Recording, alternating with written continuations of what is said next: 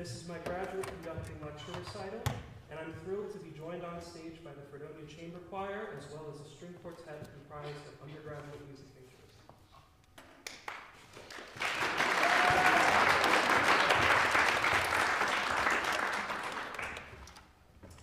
Thomas Merton was born in 1915. He endured a turbulent adolescence. His family moved from France to Queens in New York when he was not even 1 year old. He lost his mother very early in life and would accompany his artist father on overseas adventures that often caused him to miss months of schooling at a time. In 1933, Merton began attending Clare College in Cambridge. While there, he fathered a child whom he never met. In 1935, he moved back to New York to pursue studies at Columbia University. It was at Columbia that he converted to Catholicism, a change that seemingly centered his life. In 1941, Merton was received at the Abbey of Our Lady of Gethsemane in Kentucky. This location was a community of monks belonging to the Order of Cistercians of the Strict Observance, also known as the Trappists, which are the most ascetic Roman Catholic monastic order. The 27 years he spent in Gethsemane brought about profound changes in his self-understanding. This ongoing conversion impelled him into the political arena, where he became, according to Daniel Berrigan, the conscience of the peace movement of the 1960s. Referring to race and peace as the two most urgent issues of our time, Merton was a strong supporter of nonviolent civil rights movements, which he called certainly the greatest example of Christian faith in action in the social history of the United States. For his social activism, Merton endured severe criticism from Catholics and non-Catholics alike, who assailed his political writings as unbecoming of a monk. The text in the first movement is from Merton's 1968 writing, Cables to the Ace, or Familiar Liturgies of Misunderstanding. This unique work of writing is difficult to categorize among Merton scholars. Some propose a distinguishable form in the work, while others simply refer to it as a mosaic of prose and poetry. Merton himself described the piece as, on the surface, being toneless, discordant, deliberately illogical, tentative, and crude. Below the surface lies something more deadly, a subliminal irony, a savage elaboration of the absurd. But Gail Ramshaw, a professor of theology and scholar of liturgical language who has published a dissertation on the poetry of Merton, identifies a dialogue between the noise of the world and the voice of the myth, patterned into a widening vortex with three focal points: the prayerful lyrics of sections 7, 45, and 80, the last of which is where our text comes from. Ramshaw's analysis extends into verse 80, which she calls the poem's only effective prayer. She states, the Christian paradox of life within death lies in the image of Christ walking through the Garden of Gethsemane. Christ comes through the ruins, the wrecked cities, and the frightened disciple who, in meeting Christ, sees only the harvest moon, has chosen natural cycles as his symbol. The stanzas are filled with the falling rhythm of trochees, slowly, garden, speaking, sacred, branches, cornfields, harvest, murmur. The specific language and underlying rhythm of the verse was taken into account by the composer as well. In an interview that I conducted with Dr. Spears, he discussed Merton's idea of language as technology. He said that in Merton's eyes, there's two ways that language gets used. In a symbolic way, like propaganda, not in a negative way, but it's trying to get you to do something very specific. And then there's language that when you read it, it does something to you. He thinks of the Bible in this way. He says, don't worry about it too much, just read it and it will do something to you. He considers it like Eastern mantras. You're not necessarily supposed to figure it out, you're supposed to repeat it. So, language as symbolic, which for him was almost always propaganda, and then language as ritual, which includes chants, gospels, prayers, mantras, words as objects that get into your body. And that's what choral music is about. It's about the language getting inside your body, and it gets fractured and pulled to pieces and broken down into little objects through imitation and counterpoint. So when you're in a choir and you start to sing this poem, the piece should really create that community right there. You literally cannot get through the piece without becoming a utopian community and carrying the message. It's not ever narrative or linear. It's the choir saying, I'm going to become the story in front of you. This piece is about language and the power of language to organize people into actions rather than simply telling a story from a distance. You'll notice as we perform this movement, it's difficult to discern a single melody. The choir and strings work together as one unit to allow the text itself to internalize and transform, both in performers and listeners alike. The effect creates a very specific texture, a soundscape that transfigures traditional rules of music making and form, much like Merton's writing itself. As Dr. Spears describes it, instead of music setting language as propaganda in a poem, the symbolic unfolding of meaning, it actually eats the poem and becomes a kind of action. So singing the music, singing the text, is more of an action rather than a storytelling device. This is movement 1, 80.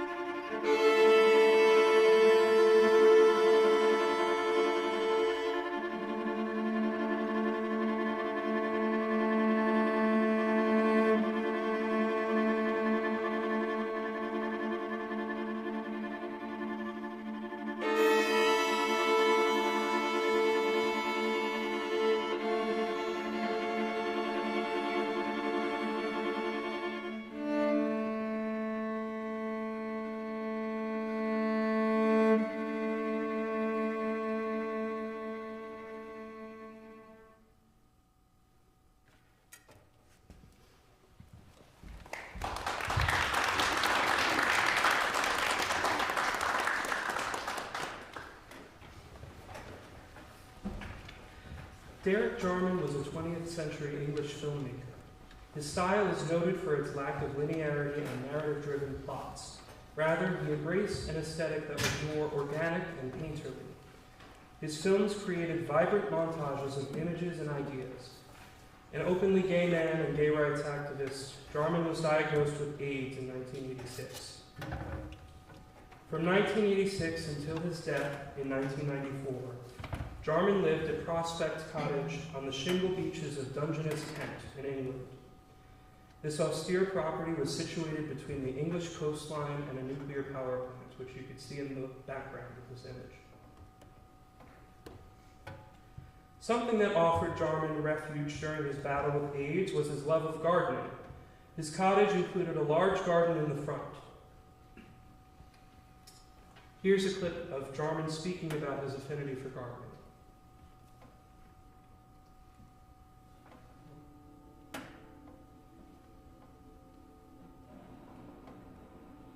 Gardening is central because gardening, one is entering into another time, into returns and cycles. Those are the resurrection cycles in my life. Several people come down each weekend to see the garden, and they're all delightful people. They're a much broader group of people than perhaps come to see my films in the cinema.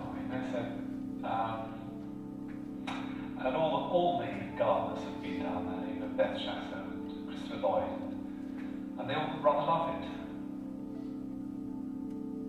I grew quite a lot. Helichrys, Sabellina, lavender. A daffodil came up the day before yesterday, believe it or not, and that looks completely surreal in the shingles.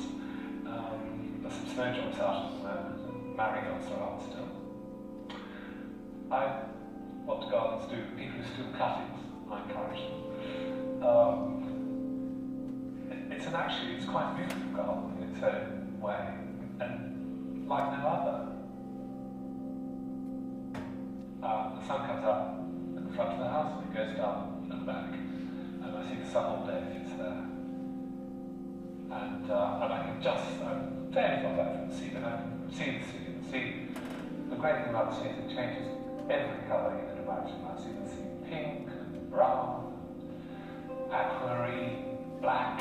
I said, watch this, and I was very unaware of that. I've been a London person for 30 years, and somehow you have to sit there and watch this to really realise it's happening. Gardening is what I should always have done. I shouldn't have become involved in cinema. That's for fools.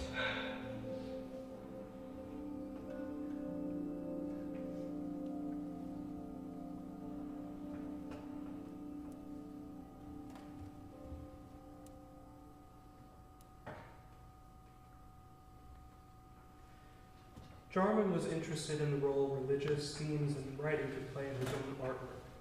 His 1990 film, The Garden, is loosely based on the story of Christ's crucifixion, complete with religious iconography juxtaposed with queer characters and themes. This film has been regarded as an allegory for the ostracism that faced the queer community during the AIDS epidemic of the 1980s and the 1990s. Janet Maslin, who reviewed the film for the New York Times in 1991, says, "As someone who has tested HIV positive, he reads a moving elegy to his lost friends at the film's end. One of the film's more haunting images is that of a man lying in the bed at the ocean's edge, as his friends raised torches and danced in a circle around him." The film, which was shot on location at Jarman's cottage in Dungeness, contrasts the image of the beautiful garden and the looming nuclear power plant. In my interview with him, Dr. Spears explained his interpretation of these juxtaposing images and how that influenced his composition. He says, "I feel like there's two types of music in this movement. There's the part where the string quartet comes in at the beginning. That, to me, is the Strauss music, the chromatic bass lines, things traveling in thirds. You might associate that with decadence, opulence, almost camp, the kind of over-the-top fabulousness, but serious all the while, not making fun of it in any way. And then there are these strange moments where it's the opposite. We're in a pendulum. We're just rocking back and forth, It's the completely different sensibility. It's like sitting on a porch, inscrutable, detached. The piece is made up of two different worlds that move in completely different ways. It's something I associate with Derek Jarman. He has these super low-budget films, and they're filmed on really bad cameras, and they look really cheap and really opulent at the same time. You'll have somebody playing a king, and they have a fake crown that's made out of tinfoil, but he lights it in such a way that it's sparkling, and it looks like the most beautiful fairy tale ever. But no, it's just that he's got some friends get together and film this in his backyard, where these beautiful flowers and strange plants are growing up through the rocks. It goes back to this idea of how in the strangest of places, beautiful flowers grow. Maybe that's what it is. There's moments in this that should sound like a flower, and then there's moments where you're on a barren beach, and you're in nature, and it doesn't really care about you. It's just going back and forth. Here's Movement 3, Dungeness Documentary.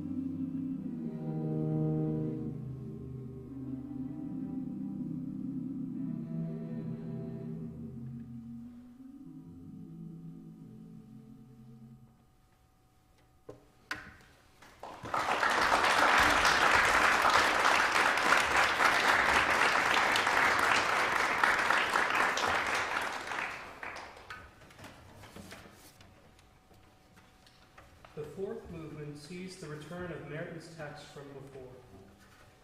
However, in this movement, the composer sets the fourth stanza to music, which was excluded in the first movement. This stanza, which comes at the conclusion of Merton's meditation on the eve of Christ's crucifixion in the Garden of Gethsemane, reads, "The disciple will awaken when he knows history, but slowly, slowly, the Lord of history leaps into the fire." Lynn Zabel, Associate Professor and Chair of the English Department at Trinity Western University, someone who has written extensively on Merton, analyzes the piece of text in this way. The weeping Christ brings salvation in the wake of his tears, ready to extinguish the fires of our ruin. The repetitions and falling trophies of the line serve to harmonize the theme and tone. Slowly but certainly, they reiterate and recover the paradox of life and death, refracting images of peace, recasting the power of language and logos. Gail Ramshaw, in her interpretation of this stanza, states, "Salvation comes not in cultural heroes, but in a weeping Lord, whose voice speaks from within the noise, who will put out the fire in the ruins with his tears. The disciples will awaken when the ability to balance life and death is realized." When Dr. Spears and I discussed this movement in my interview with him and why he chose to set the final stanza only in this movement, he responded, "A lot of my work has to do with history and how history repeats itself, and we continue to ignore it, and no matter how much history tells us, I'm repeating. We say, it's not repeating, we're going in a straight line. That's what my experience tells me. But that's not what's happening. What's happening in the music, of course, is we're back where we began. History is repeating itself. In a way, the music is returning and saying, we're back at the beginning, and none of you have paid any attention, and that's why the Lord of history is weeping into the fire, because the disciple is going to stay asleep." So it's sort of like a recapitulation that's actually, rather than returning home, there's a sense of defeat and renewal all at once in that moment. In our performance of this fourth movement, you will hear repeated musical themes, as Dr. Spears states, as well as new music portraying the profound disappointment that accompanies the acknowledgement of the willfully blind and the willfully ignorant. My final question to Dr. Spears asks him what he believes the relevance of this piece is today, 7 years later. We joked at first about how that can be an obvious question and how it tends to be asked in regards to the funding and profit of art. But then he shared some profound wisdom. Here were his thoughts. Going back to the idea before of language doing something rather than meaning something, I think that's what choral singing is. It puts language to work. In college, I took all these counterpoint classes, and you're learning all these rules, and it's not until you're living inside the counterpoint that you understand. It's not about a fourth resolving to a third. It's about how we live life and maintain our own freedom without hurting other people. How do we move forward horizontally in life without breaking someone above or below us? There's something deeply moral about counterpoint, and the only way you can truly understand it is to literally be inside of it, to see the metaphor become real. You're literally using your voice, breath, and spirit to experience a moral truth for half an hour, and the people watching you do this ritual will also experience it. And that, to me, is why choral music has always been going strong.